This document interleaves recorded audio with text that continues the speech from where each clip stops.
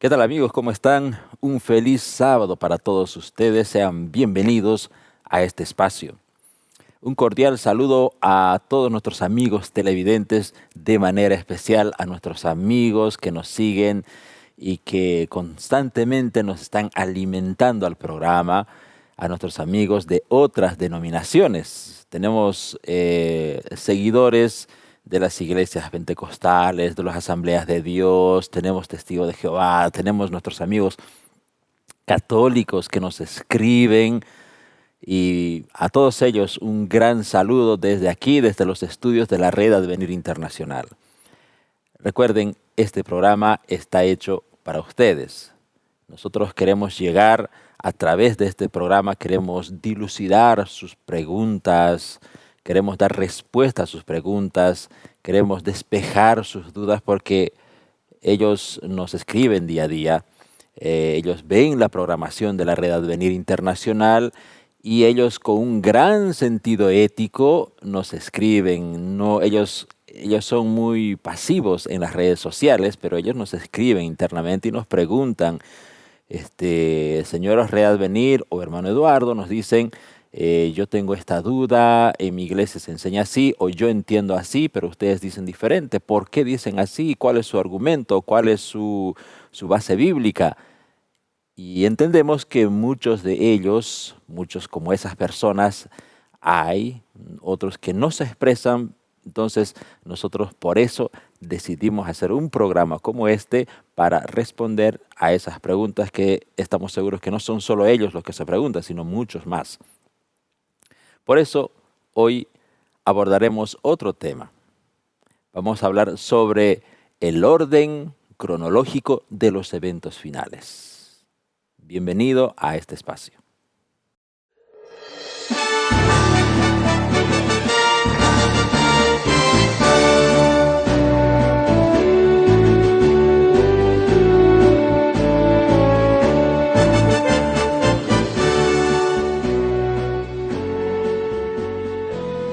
Una vez más, bienvenidos a este espacio.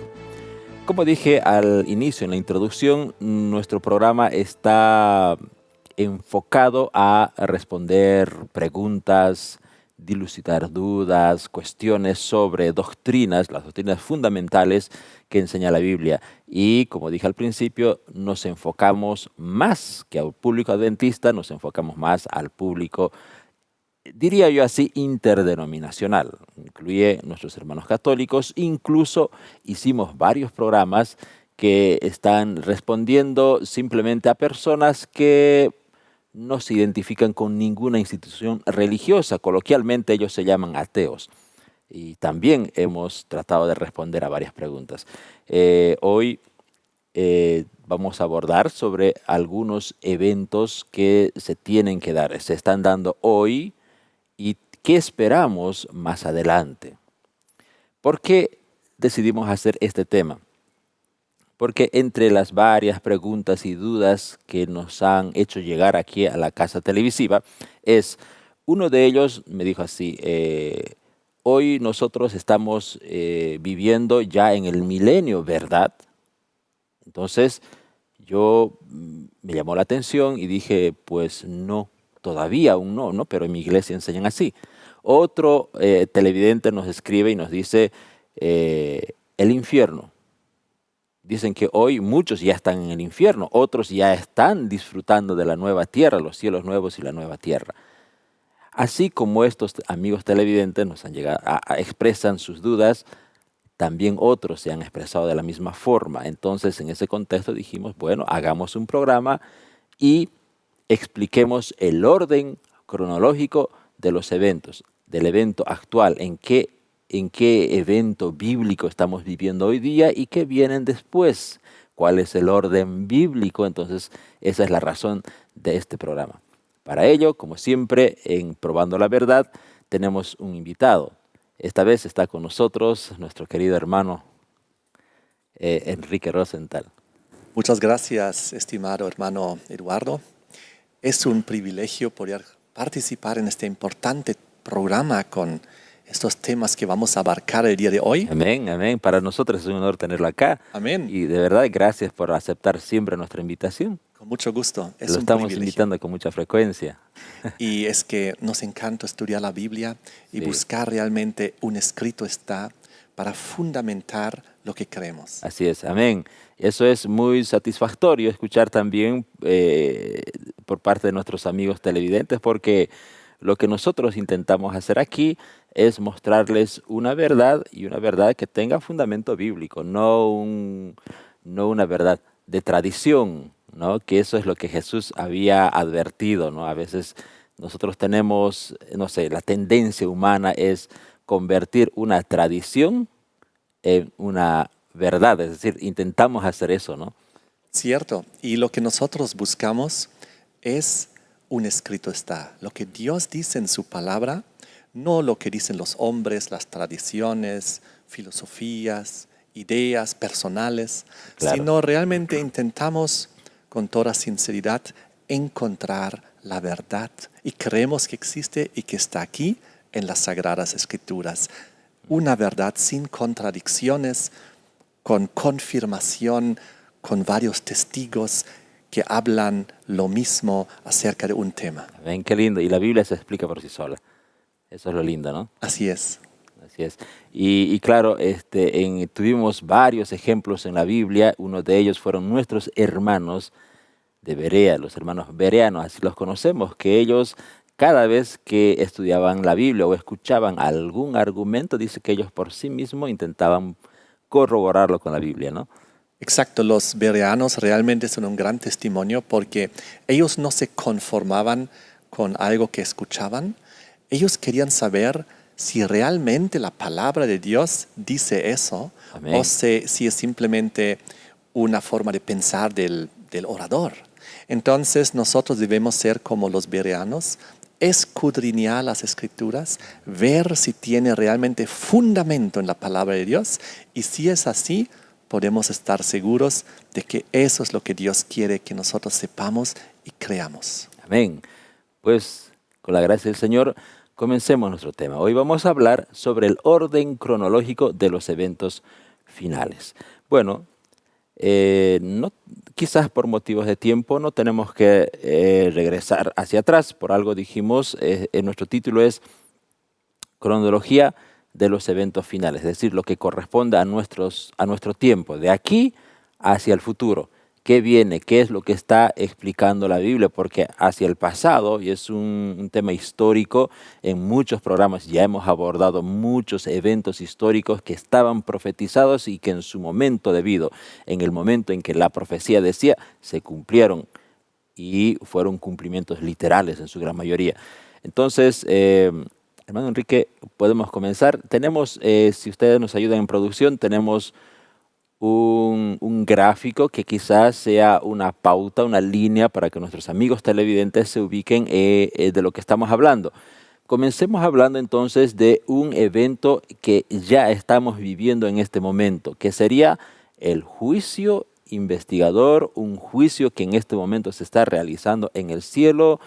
Y en este juicio interviene Jesús como nuestro abogado, como nuestro intercesor. ¿Es eso el evento que estamos viviendo, hermano Enrique? Absolutamente, porque la Biblia misma nos había enseñado de que llegaría el momento cuando nos tocaría el juicio celestial, el juicio divino, el juicio investigador, porque investiga los casos. Y hay un versículo en Hechos 17 que me gusta mucho al respecto, versículo 30 y 31. Pero Dios, habiendo pasado por alto los tiempos de esta ignorancia, ahora manda a todos los hombres en todo lugar que se arrepientan. ¿Por qué? Por cuanto ha establecido un día en el cual juzgará al mundo con justicia, por aquel varón a quien designó, dando fe a todos los por haberle levantado de los muertos. Entonces aquí, en la época de los discípulos, los apóstoles, en la época donde fue escrito este libro de los Hechos, habla que este evento aún estaba en el futuro, porque Dios ha establecido un día en el cual juzgará. Entonces, nosotros creemos que ese día, que en aquel entonces aún era futuro, ya llegó. A ver, solo para aclarar, algunos de nuestros amigos televidentes probablemente estén pensando que este juicio se refiere a un juicio retributivo, al que se le va a dar su recompensa final, a los que han hecho, a los que se portaron mal, se les pagará, ellos cosecharán lo que sembraron. ¿Es a este juicio que se está refiriendo o es a otro tipo de juicio? El tema del juicio en la Biblia es realmente muy abarcante, muy maravilloso, porque consiste en diferentes fases. Ah, La bien. Biblia, por ejemplo, nos menciona un juicio, el que estamos en este momento estudiando, que es previo al advenimiento de Jesucristo, es decir, antes de su retorno. Significa que después de la venida de Cristo habrá otro tipo de juicio. Correcto, Ah, porque la ok. Biblia menciona que después que venga Jesucristo hay otra fase del juicio y seguramente en ese tema un poquito vamos a entrar Seguro, para... vamos a llegar a ese periodo. Pero lo que quería que quede claro para nuestros amigos televidentes es que no estamos hablando entonces de un juicio retributivo todavía. Es decir, nadie está siendo castigado por las obras malas que hizo. En otras palabras, todavía. Correcto. Ok. En este momento estamos analizando los juicios que son necesarios previamente antes que pueda haber una sentencia Ah, y un ok. castigo, Muy bien. ya sea una retribución positiva o negativa Exacto. según lo que el ser humano ha Según hecho. sus obras, dice la Biblia, ¿no? Sí, y te quiero mostrar que en el libro de Daniel capítulo 7 nos muestra 3 veces en la cronología y en la estructura de esta profecía de que evidentemente este juicio celestial, divino, investigador, es previo a su advenimiento. Interesante. Y te lo quiero mostrar muy rápido, pero yo invito a todos los que ven este programa a estudiar este libro de Daniel 7 en detalle. Pero aquí nos muestra de que hay una secuencia de imperios, de poderes, ejemplificados por unas bestias que se van levantando una tras otra. Pero entonces en el versículo 21 nos dice que llegaría el momento hasta que vino el anciano de días y se dio el juicio a los santos del Altísimo y llegó el tiempo y los santos recibieron el reino. Oh, entonces primero nos habla acerca de una secuencia de reinos e imperios, luego nos habla acerca de la instalación del juicio y después de eso recién los santos que reciben en el reino de Dios. Lo mismo indica poco antes en los versículos previos del 1 al 10, donde primero nos habla de las potencias mundiales y luego en los versículos 9 y 10 se ve cómo se instala el juicio celestial divino, investigador, como Dios aparece ahí, los libros se abren, millones de ángeles están presentes, el juez se sienta, los libros se abren. Abren. Y una vez más en este mismo capítulo la escena se repite ahora en el versículo 25 al 27 al final. Así que 3 veces se repite. Y aquí nos lo menciona así. En el versículo 25 nos habla de un tiempo profético, de tiempo, tiempos y medio tiempo. Y después de ese tiempo profético, versículo 26, pero se sentará el juez y le quitarán su dominio a ese cuerno pequeño para que sea destruido, arruinado hasta el final. Y entonces, versículo 27, y que el reino y el dominio y la majestad de los reinos debajo de todo el cielo sean dados al pueblo de los santos del Altísimo, cuyo reino es reino eterno. Entonces aquí nos muestra esta cronología: potencias terrenales, juicio celestial, castigo ejecutivo sobre esta potencia terrenal tan abusiva y luego reino eterno de Dios para los santos, para que vayan a morar ahí. Qué bien. Entonces, hoy estamos viviendo en un juicio en el que están siendo analizados, en todo caso, estamos siendo analizados todos los seres humanos. Ahora, allá en el cielo, ¿cuál es el fin, el objetivo de esto? El propósito es para que se analice nuestra vida para ver si nosotros podemos ser parte de ese reino eterno de Dios que Dios nos ha preparado o si no podemos ser parte de aquel. Y eso es el propósito para investigar la vida de cada ser humano que estuvo en este planeta Tierra y sobre todo de los hijos de Dios que han dicho creer en Dios, que han dicho seguir a Dios, que han dicho confiar en la palabra de Dios. Entonces Dios, en su juicio celestial de Daniel capítulo 7, abre los libros, millones de ángeles presentes y se va investigando los casos. Por eso nosotros lo llamamos un juicio de investigación, porque hay que ver cada caso. ¿Y cuál es el rol de Cristo en este juicio? La Biblia describe que Él ha recibido el rol de juez, pero también de testigo fiel. Hay hermosos versículos en Apocalipsis 3, por ejemplo, cuando nos habla de esta fase final de la séptima y última iglesia del Apocalipsis.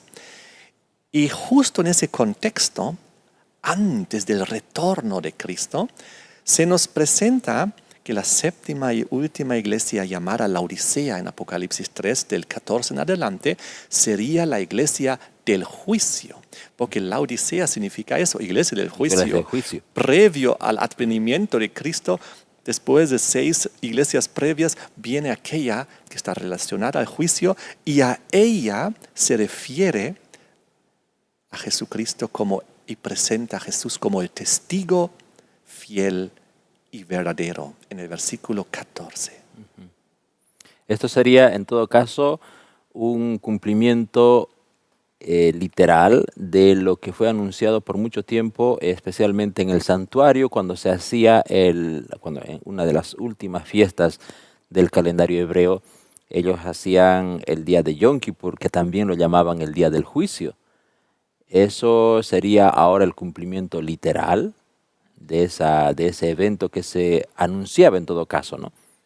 Totalmente de acuerdo, porque eso es también lo que enseña la profecía de Daniel capítulo 9, cuando nos habla en el versículo 14 esas maravillosas palabras de que después de un tiempo profético muy largo de 2300 tardes y mañanas, que equivalen a días, llegaría el momento cuando el santuario sería purificado. Y lo que tú dijiste, en el pacto antiguo, en el Antiguo Testamento, hubo la purificación del santuario una vez al año en el día Yom Kippur, el día de las expiaciones, porque durante todo el año los pecadores, los hijos de Dios fueron con sus corderitos, sus palomitas, para confesar sus pecados sobre el animal. Entonces, el animal que representaba a Jesucristo en la cruz, sobre él fue puesto y él murió simbólicamente, prefigurando a Cristo en la cruz. Y eso, en cierto sentido, ensuciaba, contaminaba el santuario con toda esa cantidad de pecados. Pero porque una vez al año, de manera figurativa estaban los pecados representados en la sangre que se aspergía durante el año, pues, ¿no? En el santuario. Exacto, y una vez al año, en el día del Yom Kippur, el sumo sacerdote entró al lugar santísimo, a la presencia misma de Dios, donde estaba el arca del pacto con los 10 mandamientos, y se hacía durante ese día la expiación del pecado y el borramiento de los pecados acumulados durante el año. Y eso se repitió durante siglos, cada año. Pero el libro de los Hebreos nos menciona de que ahora en el nuevo pacto del Nuevo Testamento, en la iglesia de Dios, en la iglesia cristiana, de los que hemos aceptado a Jesucristo como nuestro Mesías, ahora el Señor Jesucristo es nuestro sumo sacerdote. Y ya no de un pacto terrenal, de un templo terrenal, literal, sino de un pacto celestial, divino, en un santuario allá en el cielo. Porque dice Hebreos capítulo 8, verso 1 y 2, ahora bien, el punto principal de lo que dice es que tenemos tal sumo sacerdote, el cual se sentó a la diestra del trono de la majestad de los cielos como ministro del santuario y de aquel verdadero tabernáculo que levantó el Señor y no el hombre, haciendo referencia aquí al cumplimiento de aquel anuncio que se hacía por miles de años, ¿no? El día de Yom Kippur aquí en la tierra, que era el 10º día del 7º mes, después de Cristo, Jesús sube a un santuario, al verdadero santuario. Entonces, de acuerdo a usted lo que explicaba en Daniel 12, Daniel 8, 14, apunta a una etapa, un periodo que en términos proféticos se concluye que es en 1844 y que a partir de ahí Jesús pasa a interceder en el lugar santo, tal como se apuntaba, ¿no?, en el Antiguo Testamento. Exacto, cuando Jesús ascendió al cielo, después de su muerte y resurrección, Él comenzó a obrar por nosotros como mediador del nuevo pacto y nuestro mediador, nuestro sacerdote en el santuario celestial, en el lugar santo. Pero en esa fecha que mencionas, en ese año, proféticamente hablando, Sí. después de los 2300 tardes y mañanas, que sabemos que inició gracias al conocimiento de Daniel 9, donde arranca el tiempo profético con la orden de la reconstrucción de Jerusalén, nos lleva exactamente a ese año dentro del contexto del tiempo del fin. Así que es un año que surge del cumplimiento de una profecía del más largo tiempo profético de la Biblia y nos lleva a ese día del Yom Kippur, ahora grande, celestial. Y en esa relación, lo que tú mencionaste, Hebreos, es muy importante. Quiero aumentar aquí un pasaje más en Hebreos 9, versículo 11. Y estando ya presente Cristo, sumo sacerdote de los bienes venideros, por el más amplio y más perfecto tabernáculo, no hecho de manos, es decir, no de esta creación, porque Jesús fue al santuario celestial divino, dice el versículo 12, no por sangre de machos cabríos ni sangre de becerros, sino por su propia sangre entró una vez para siempre en el lugar santo, habiendo obtenido eterna redención, y de ahí al lugar santísimo. Y el versículo 23 y 24, permíteme aumentar esto. Sí, sí. Fue pues necesario que las figuras de las cosas celestiales fuesen purificadas así, pero las cosas celestiales mismas con mejores sacrificios que estos, porque no entró Cristo en el santuario hecho de mano, es decir, en el terrenal, figura del verdadero, sino en el cielo mismo, para presentarse ahora por nosotros ante Dios. Así que todo el santuario terrenal de la antigüedad era una figura hecha de mano, pero era un ejemplo Exacto. del verdadero santuario celestial hecho por Dios, no de esta creación.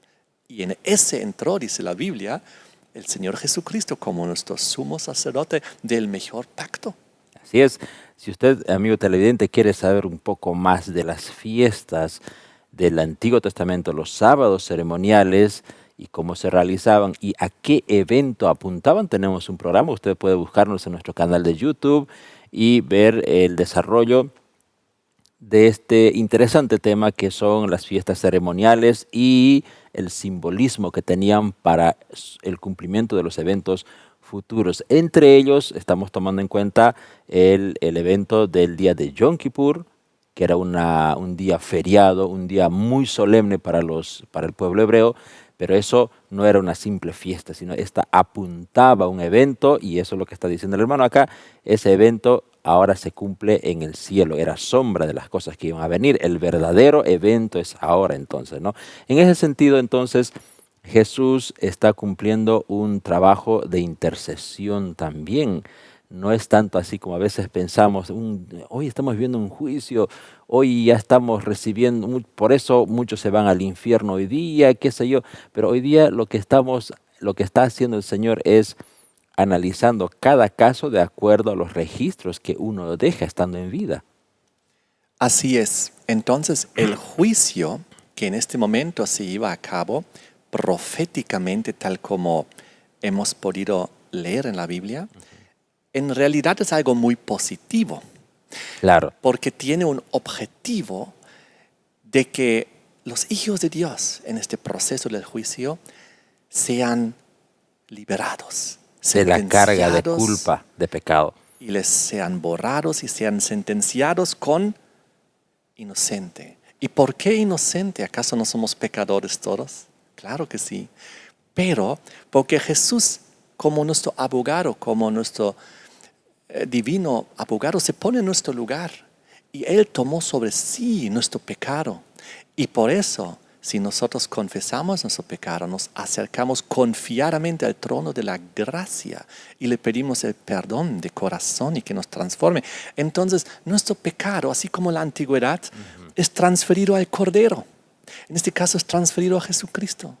Entonces Él puede cubrirnos de su manto de santidad y decirnos perdonados. Por lo tanto, en el juicio no tenemos que ser condenados, sino podemos ser liberados, porque Jesús se puso en nuestro lugar. Eso es la buena noticia de este juicio. Amén. Así que no debemos tener miedo, no debemos temer mientras que hagamos la voluntad de Dios. Ahora la gran pregunta es, ¿cuánto tiempo dura este juicio? ¿Hasta cuándo? Porque después hay un próximo evento que tenemos ya en pantalla, que sería la segunda venida de Cristo. Entonces, obviamente que entre el juicio y la segunda venida de Cristo hay unos eventos que también se tienen que dar en cumplimiento. Sin embargo, uno de los eventos mayores que ahora estamos esperando, que es una vez que termine el día del juicio, el día de la intercesión de Cristo en favor del ser humano, ese evento ya sería la segunda venida de Cristo. Correcto. Y la segunda venida de Cristo es básicamente el momento en el cual lo que se decidió durante este juicio previo llega a sentenciarse, es decir, llega a ejecutarse en el sentido positivo. Claro. Y, ¿sabes? Hay muchas personas que dicen, pero ¿qué están diciendo? ¿Qué es esto de un santuario en el cielo? ¿Dónde dice eso? Y como acabamos de verlo, dice en el libro de Hebreos, y también si ustedes leen en el Apocalipsis, capítulo 11, versículo 19, nos habla de esta misma realidad, diciendo que el templo de Dios fue abierto en el cielo, aquí en los contextos de los eventos finales, el santuario celestial. Y no solo eso, el arca de su pacto se veía en el templo, es decir, el arca del pacto celestial. ¿Y qué contenía? Los 10 mandamientos, que según Santiago son justamente la base sobre cual se lleva a cabo el juicio. Entonces, y vemos también en Apocalipsis 20, 21, de que cuando habla del juicio celestial, porque ahí una vez más lo menciona, es una realidad donde los libros se abren, es algo muy real. Exacto. Porque en el tiempo de Moisés mismo Dios le dijo, le mandó construir un arca conforme a las especificaciones que Dios le había dado, y en Hebreos 8 nos confirma y nos dice que Jesús entra en aquel verdadero tabernáculo. Entonces, ¿qué significa? Que el tabernáculo que había aquí en la tierra era una réplica del verdadero que estaba allá en el cielo. Sí, y en Apocalipsis 14, cuando nos habla de este mensaje final para con la humanidad, un mensaje de amor y de advertencia de parte de Dios, en el primer mensaje, en el versículo 7, que debe ir a toda la humanidad, cada pueblo, tribu, raza, pueblo, ahí nos indica que debemos nosotros obedecer a Dios, hacer su voluntad, temerlo, darle gloria. ¿Por qué? Porque la hora de su juicio había llegado y que debemos adorar al Creador, aquel que hizo todo, el cielo, tierra, mar, fuentes de las aguas. Aquí nos indicaba que es un conocimiento global en el tiempo del fin, que todo el mundo debe saber. La hora del juicio ha llegado, así que amen a Dios, hagan su voluntad, sirvan al prójimo, crean en el Creador, porque ahora está el juicio y luego el retorno de Cristo. Bueno, este trabajo no siempre va a ser, no es eterno. Hay un otro evento que está anunciado en la Biblia, que es la segunda venida de Cristo. Esta es una buena noticia para quienes lo esperan. Es una muy buena noticia, claro, porque, ¿sabes? Lo que mencioné antes, el hecho de que haya un juicio no debe ponernos en temor o en miedo. ¿Por qué? Porque este juicio tiene un propósito positivo para los hijos de Dios, tal como explica en Daniel capítulo 7, versículo 22, donde nos dice que cuando el anciano de días se sentó y se dio el juicio, ¿a quiénes? A los santos del Altísimo.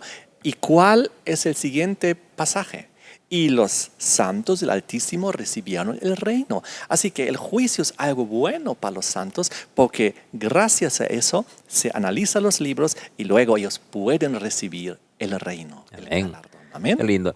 Ahora, creo que en todos nuestros amigos televidentes de las otras denominaciones que nos están siguiendo, yo desconozco que haya, bueno, hay algunas líneas teológicas que dicen que la venida de Cristo es algo espiritual, pero en su mayoría coincidimos en que la venida de Cristo es un evento literal, ¿no? Porque Jesús cuando estaba ascendiendo dijo que los ángeles le explicaron a los discípulos que con mucha tristeza veían como Jesús ascendía al cielo de forma visible, humana, literal, y los ángeles le explicaron, le dijeron, así como lo vieron irse, de esa misma forma Él regresará. Ese es el próximo evento, un evento que viene después del juicio. Y en ese evento que tú mencionas, después del juicio, se cumple finalmente la promesa repetida cientos de veces en la Biblia, sobre todo en el Nuevo Testamento, el retorno de Jesucristo, más de 300 veces prometido. Aún no se ha llevado a cabo ese evento porque hay muchas características que acompañan ese evento, por lo cual podemos saber que ese evento aún está en un cercano futuro. Lo digo porque hay hermanos de otras denominaciones que piensan que posiblemente Jesús ya esté entre nosotros o ya vino, pero no se han cumplido todavía las muchas características que la Biblia enseña que conlleva el retorno de Jesucristo, como la resurrección de los muertos, el fin del mundo, la muerte de los impíos, el mundo que se fusiona en los elementos, etc.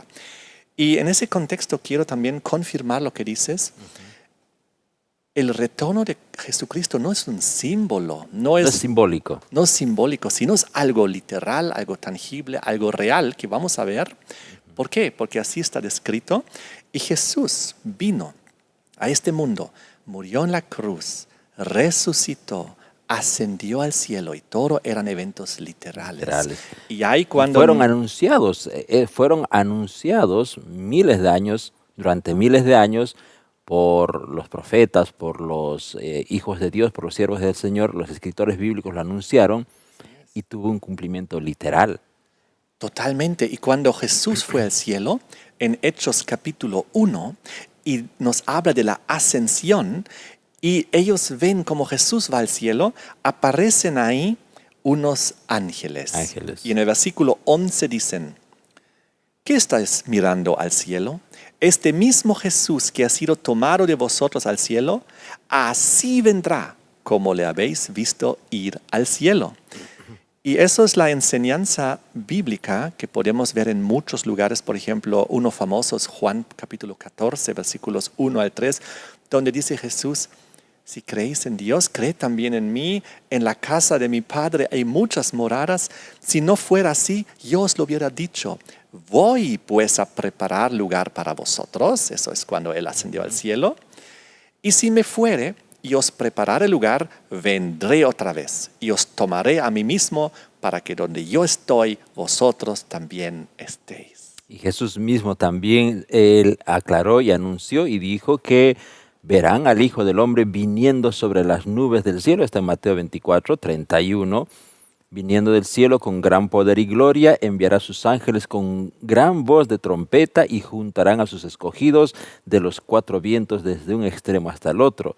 Y también Pablo anunció esto, ¿no? Porque en 1 Tesalonicenses 4, 16 y 17, que es un versículo muy conocido, era la esperanza de Pablo, porque él dijo, porque el mismo Señor, con voz de mando, con voz de arcángel y de trompeta, descenderá del cielo y los muertos en Cristo resucitarán primero. Yo creo que aquí ya nos está anunciando el próximo evento, pero ahora estamos en el orden cronológico. ¿Qué viene después del juicio? La segunda venida, y es una segunda venida literal, con ángeles, con gran estruendo. Por las características, difícilmente podemos afirmar que esto sea espiritual, ¿no? Absolutamente, es imposible interpretar esto de manera espiritual. El Apocalipsis capítulo 1, versículo 7, por ejemplo, cuando habla del retorno de Jesús, dice, y aquí viene con las nubes. Así como Él se fue en las nubes del cielo, así mismo volverá, leímos en Hechos. Viene con las nubes y todo ojo le verá. Todo ojo le verá. Los que le traspasaron, todos los linajes de la tierra harán lamentación por Él. Sí, amén. Y será un evento universal, global, visible por toda la humanidad. La Biblia describe en muchos lugares cómo será el retorno de Cristo. Jesús mismo lo describe en los evangelios diciendo, será como en los días de Noé, como en los días de Lot, de Sodoma y Gomorra. Es decir, eran eventos cataclísmicos. En el día, por ejemplo, cuando llovió sobre Sodoma y Gomorra fuego y solo huyó Lot con su familia. Ellos escaparon de la destrucción. Lo mismo cuando compara su venida con el diluvio, cuando el agua se llevó a todos los antediluvianos y solo fueron salvos, en ese caso Noé y su familia en el arca, y así será en la venida del Hijo del Hombre. Entonces, una y otra vez, lea por ejemplo Apocalipsis capítulo 7, cuando hablan los sellos acerca del retorno de Jesucristo. El fin del mundo. Y por eso Jesús mismo en Mateo capítulo 28, Él dice, yo estaré con ustedes todos los días. ¿Hasta cuándo? Hasta el fin del mundo. Hasta el fin del mundo. Porque este mundo tendrá un fin. Entonces, eso quiere decir que el inicio del fin del mundo comienza en la segunda venida de Cristo. Correcto. Retorna Jesucristo, se da lo que la profecía describe como el fin del mundo.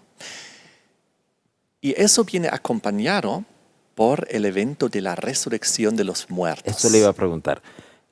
¿Cuál sería el objetivo de la venida de Cristo? ¿Qué sucede con la venida de Cristo? Creo que hay un evento que está a continuación, ahí en las presentaciones, para que quede como guía para nuestros amigos televidentes. El evento que viene prácticamente acompañado de la segunda venida de Cristo sería, bueno, hay resurrección y también hay muerte. Resurrección sería una retribución positiva para muchos, ¿no? Pero la muerte también es una retribución desagradable, que no nos gustaría estar en ese momento, en todo caso. La resurrección y la muerte, bueno, ¿qué pasa cuando Jesús viene? Jesús viene con poder, gloria, va a haber, según la descripción de Apocalipsis, dice que va a haber un gran terremoto. Apocalipsis 16 habla de eso, ¿no?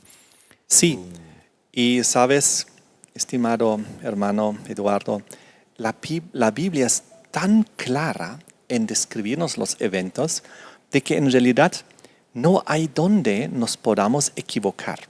Por ejemplo, en el libro de San Pedro, él describe con mucho lujo de detalle cómo va a ser cuando Jesús venga.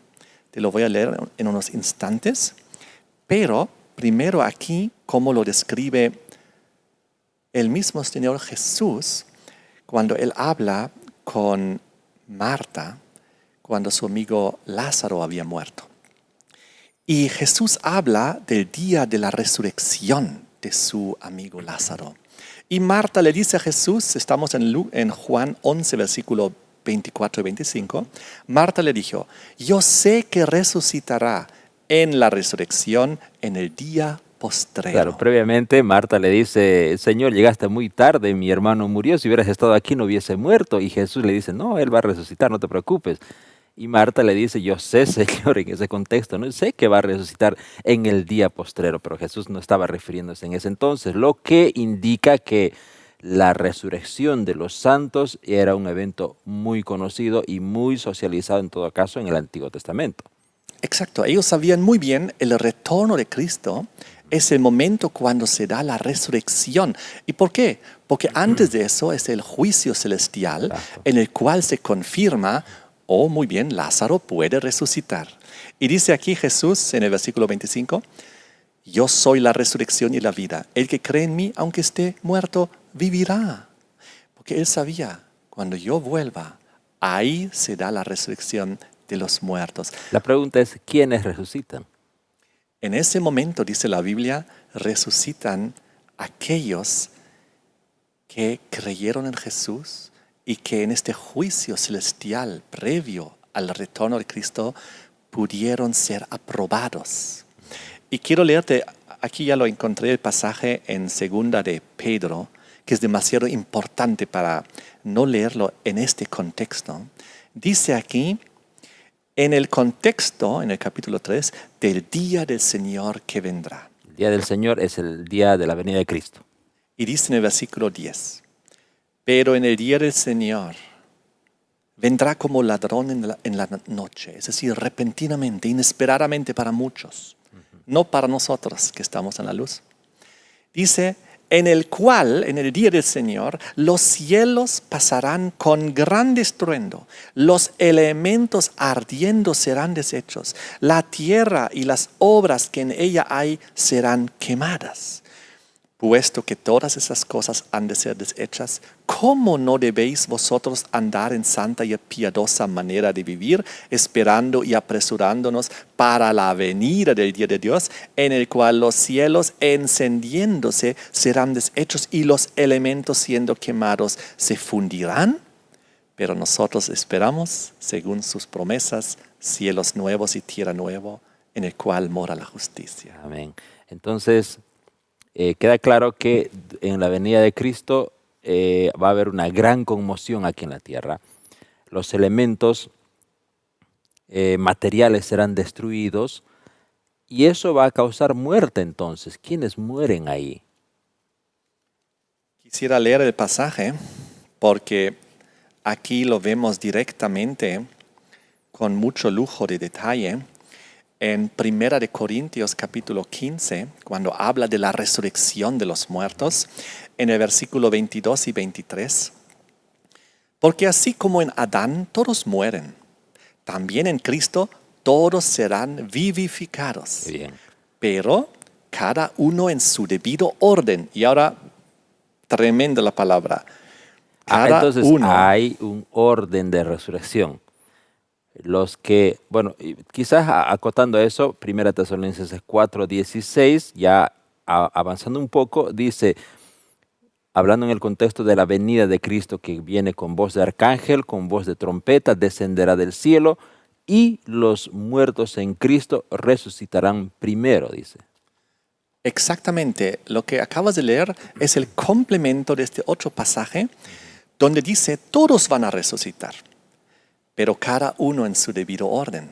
Entonces nos quedó claro que primero resucitan los muertos en Cristo. Y eso dice aquí también en el versículo 23, 1 Corintios 15, cada uno en su debido orden, Cristo las primicias, luego los que son de Cristo en su venida. Cristo era la primicia hace 2000 años, murió, resucitó, fue al cielo, ahora está administrando como nuestro sumo sacerdote. Y aquí dice que los que son de Cristo, ¿cuándo? En su venida. Así que cuando vuelva Jesucristo, cuando retorne, se da el momento glorioso de la resurrección y está descrito con mucho lujo de detalle en los versículos 50 al 54 de este mismo pasaje, donde habla en el versículo 51, he aquí, os digo un misterio, no todos dormiremos, es decir, no todos nos vamos a morir. Algunos vamos a seguir vivos cuando Cristo venga. Amén. Dios quiere que seamos nosotros, ¿no? Amén. A eso se refiere. Los que están con vida cuando Cristo venga, a ellos se refiere este versículo. Sí. No todos dormiremos, pero sí todos seremos transformados en un momento, en un abrir y cerrar de ojos, a la final trompeta. Es decir, último evento, en el retorno de Jesucristo, porque se tocará la trompeta y los muertos serán resucitados, incorruptibles, y nosotros seremos transformados. Nosotros se refiere a aquellos que están con vida en ese momento del retorno de Cristo. Los muertos en Cristo resucitan primero, los vivos en Cristo son transformados en un cuerpo, como indica ahora a continuación, porque es necesario que esto corruptible, nuestro cuerpo, se vista de incorrupción. Esto mortal se vista de inmortalidad. Y cuando esto corruptible se haya vestido de incorrupción y esto mortal se haya vestido de inmortalidad, entonces se cumplirá la palabra que está escrita: sorbida es la muerte en victoria. Amén. Qué hermoso evento nos espera. Vamos a volver a ver a nuestros seres queridos que ahora están descansando en la tumba, esperando simbólicamente el día de la resurrección para volver a la vida.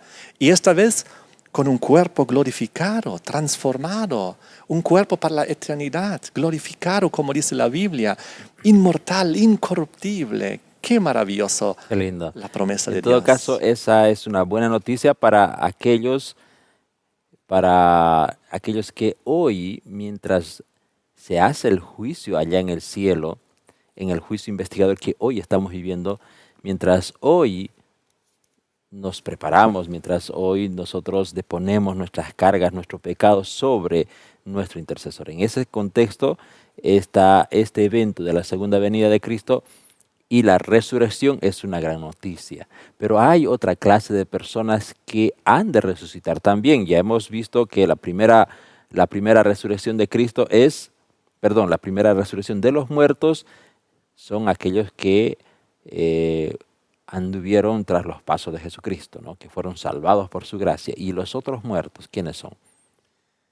Los otros muertos Que van a resucitar. van a resucitar también. Son aquellos que no obtuvieron la salvación, que lamentablemente en el registro de sus libros celestiales, de sus obras, no figura que se arrepintieron, que se confesaron sus pecados, que pidieron perdón. No figura que el Espíritu Santo, ellos lo pidieron para que transforme sus vidas. No figura eso, sino ellos se mantuvieron su propio camino, resistiendo la obra de la salvación, y con su libre albedrío decidieron no formar parte de los salvos. Eso es algo muy triste, pero también para ellos se requiere un juicio, un segundo juicio, una segunda fase de juicio nuevamente en el cielo. Nuevamente un juicio celestial, divino. Y de ese juicio nos habla en Apocalipsis 20. Es el juicio para todos aquellos que no pudieron resucitar en la primera resurrección, en la venida de Cristo. Porque ahí fue una sentencia ejecutiva, pero para bien, para salvación, para vida eterna. Jesús habla de dos resurrecciones. Él siempre dice la primera resurrección y hay una bienaventuranza para ellos, bienaventurados los que tienen parte en la primera resurrección. Y después habla de una segunda resurrección. Entonces estamos hablando ahora de la primera resurrección, es cuando Cristo viene, ¿no? Después hay una segunda resurrección. Eso va a acontecer cuando, después de eso que viene, nosotros tenemos un periodo largo de 1000 años. Es decir, Jesús viene, resucitan los muertos en Cristo. Dice que algunos van a resucitar, especialmente aquellos que le traspasaron. Y después viene un acontecimiento, un otro evento que va a ser, que es el cumplimiento prácticamente de Apocalipsis 20, donde habla de Satanás encadenado por 1000 años. Eso sería ya el milenio, ¿verdad? Es cierto. Para entender esa temática, que quizás es muy novedosa para muchas personas, porque falta estudio de la Biblia, porque Apocalipsis 20 nos habla de esos 1000 años, nos habla de la segunda resurrección, de la segunda muerte, quizás términos que mucha gente nunca ha escuchado, Sí, ha leído. no es muy común estudiar, al menos Apocalipsis. En muchas denominaciones consideran que el Apocalipsis es un libro lleno de figuras terribles, lleno de condena, de misterios. Pero creo que tenemos que tener un próximo programa, mi hermano Rosenthal, hablando sobre el Apocalipsis y estos eventos que están anunciados ahí. Sí, yo pienso que sí, pero yo quisiera leer este versículo en San Juan capítulo 5, versículo 28 y 29, muy revelador, porque dice: no os maravilléis de esto, porque vendrá la hora cuando todos los que están en los sepulcros oirán su voz, todos, buenos y malos. Pero dice el versículo 29, los que hicieron lo bueno saldrán a resurrección de vida. Esa es la resurrección que Jesús dijo a Lázaro, que Jesús se refirió a Lázaro, que él resucitará cuando Jesús vuelva en su retorno. Pero luego dice aquí, mas los que hicieron lo malo saldrán a resurrección de condenación. Eso es la segunda resurrección. Esta no es la resurrección en el retorno de Jesucristo. Esta es una segunda resurrección para aquellos que lamentablemente rechazaron la salvación y ahora resucitarán en el futuro para condenación. Y eso es lo que leíste hace un ratito en Primera de Tesalonicenses 4, cuando en el versículo 13 al 18 habla de la venida de Jesús, y aquí habla de los que participan en la primera resurrección. Sí. Cuando viene Jesucristo para vida eterna, para un cuerpo santificado, glorificado, inmortal, incorruptible, hermoso es esto. Y habla también de que en ese momento, junto con los resucitados y los transformados, serán arrebatados para el cielo, porque hemos visto también en San Pedro que la tierra llegará a su fin, será destruida, fundida en sus elementos como diluvio, como Sodoma y Gomorra. Entonces, aquí nos muestra que los salvos son llevados al cielo, porque quiero leerte este versículo, el versículo 16, Primera Tesalonicenses 4, porque el Señor mismo con voz de mando, con voz de arcángel, con trompeta de Dios, antes hemos visto a la final trompeta, ¿no? Descenderá del cielo y los muertos en Cristo resucitarán primero. Sí. Lo que dijiste. ¿Por qué? Porque los muertos no en Cristo resucitarán después. Y eso creo que en Apocalipsis 20 ya hace alusión, el capítulo 20, y del 1 al 6, y bueno, prácticamente el capítulo entero habla de la segunda muerte, ¿no? Del 15, por ejemplo, dice, esta es la muerte segunda. El que no se halló es inscrito en el libro de la vida, ya fue lanzado al lago de fuego. Es decir, va a haber una segunda resurrección 1000 años después. Correcto. Y sabes, aquí para culminar lo que pasa en la venida de Jesús, cuando se da la resurrección y la ascensión al cielo, el arrebatamiento bíblico, dice en 1 Tesalonicenses 4:17, que una vez que resucitan los muertos en Cristo, luego nosotros los que vivimos, los que hayamos quedado, seremos arrebatados juntamente con ellos en las nubes para recibir al Señor en el aire, y así estaremos siempre en el Señor. Nosotros vamos a abandonar planeta Tierra cuando venga Jesucristo. Sí, vamos a ir al cielo en el arrebatamiento. Jesús ni siquiera tocará tierra y vamos a ir, porque esa tierra quedará inhabitable. Durante estos 1000 años que acabas de mencionar en Apocalipsis 20, cuando ahora sí, estos 1000 años arrancan con la venida de Cristo, cuando los resucitados y los transformados son arrebatados al cielo con Cristo, ahora durante 1000 años en el cielo, y ahora se da Apocalipsis 20, los 1000 años. Y lo impresionante aquí es que en el versículo 11 y 12, nuevamente nos habla de un juicio celestial investigador. Un segundo juicio de analizar los libros y lo que está escrito, pero esta vez no de los salvos, que ya están en el cielo, sí. Ahora de los perdidos, para ver la condena que ellos van a recibir, correcta y justa de parte de Dios. Me parece muy interesante, mi hermano Enrique, y esto amerita un segundo programa, porque apenas hemos llegado a la segunda venida de Cristo, hemos hablado en grandes rasgos sobre lo que va a acontecer en la segunda venida de Cristo. Una de las buenas noticias es que habrá una resurrección, es la primera resurrección. Esto echa por tierra también muchas doctrinas que hablan sobre que ya muchos están en el cielo, en el seno de Abraham, disfrutando del paraíso. Hay otros que están en el infierno y no hemos llegado todavía a esto del infierno. ¿Qué es el infierno bíblico?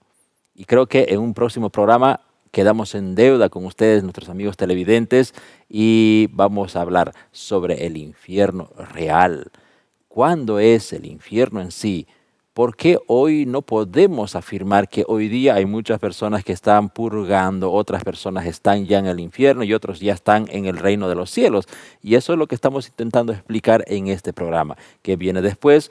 Nos falta abarcar el milenio y nos falta todavía abordar el segundo juicio, ¿verdad? Y después viene la tierra nueva, que eso es un tema muy amplio, muy bonito, que es la esperanza de todos. Bueno, en el próximo segmento abordaremos algunas conclusiones después de este espacio musical.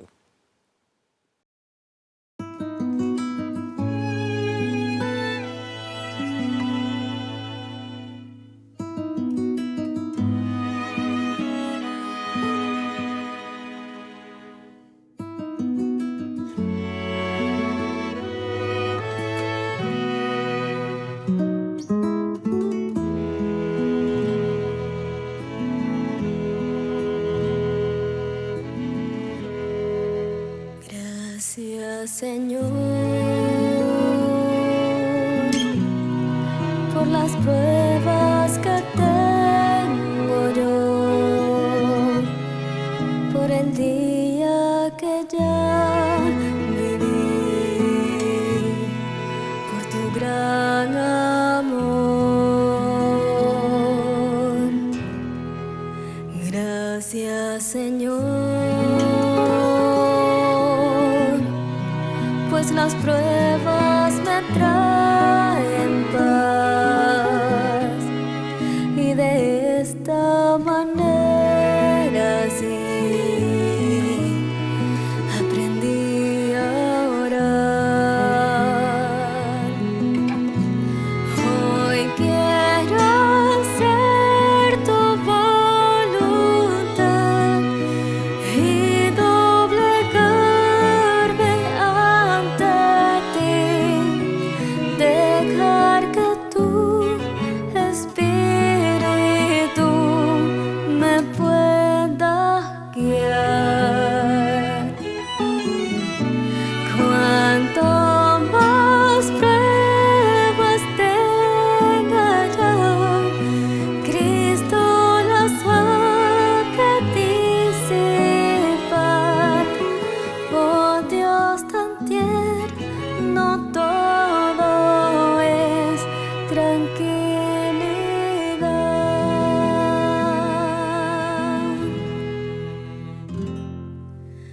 Gracias, Señor, tus victorias me das también,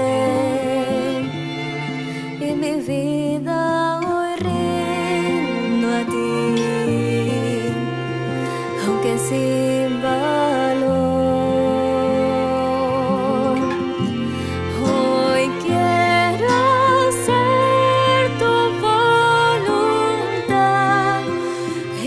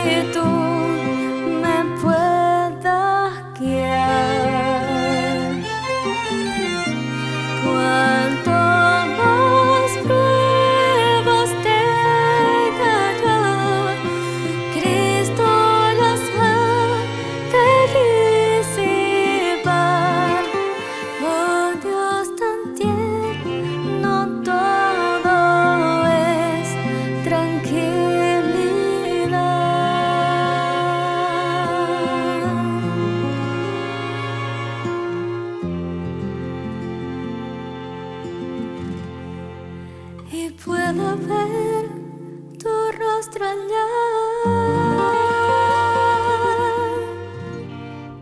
y ser de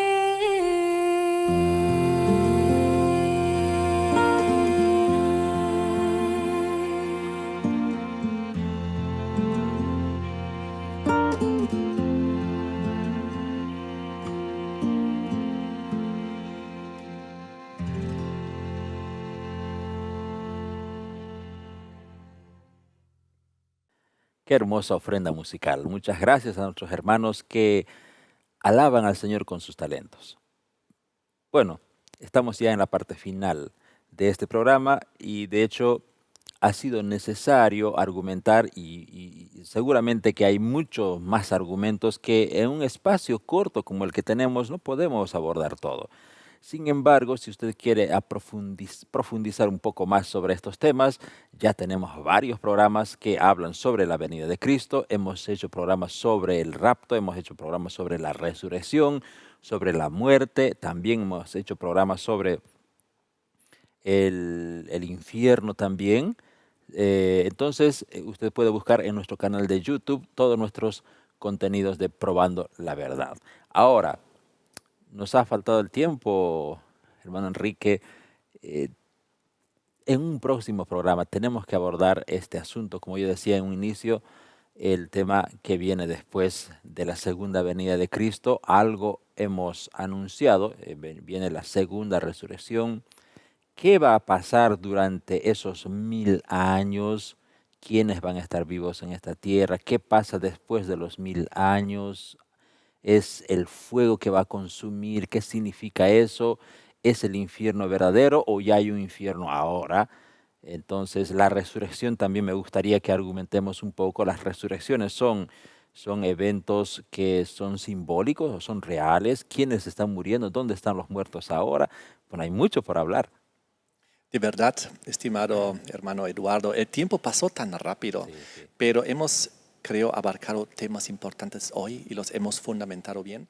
Y en un siguiente programa seguramente terminamos la cronología, los 1000 años, la segunda resurrección, la segunda muerte, el infierno y sobre todo también la gloriosa esperanza del nuevo cielo, nueva tierra. ¿Qué es lo que nos espera después cuando los santos reciben el reino? Y eso es algo muy hermoso. Así que muchas gracias por tenerme en tu Amén. programa. No, pues siempre es un privilegio tenerlo y muchas gracias también por haber acompañado y por su tiempo también para dilucidar estos asuntos y estoy seguro que nuestros amigos televidentes también están muy agradecidos. Así que, queridos amigos televidentes, hasta aquí llegamos hoy. Quedamos en deuda con ustedes un próximo programa. No será el siguiente, porque el siguiente mes abordaremos un tema también de suma importancia. Hablaremos sobre la Navidad. Realmente la Navidad es el 25 de diciembre. ¿Qué argumentos históricos tenemos para decir sí o no? ¿Qué dice la Biblia? Ese va a ser nuestro próximo programa. Hermano Rosenthal, muchas gracias por acompañarnos. Estaremos con ustedes nuevamente el próximo mes y probablemente en el mes de enero del próximo año, si Dios nos concede la vida, daremos continuidad a este programa, a esta temática sobre los eventos finales, el orden cronológico de los eventos finales. Dios les bendiga y que pasen un lindo sábado.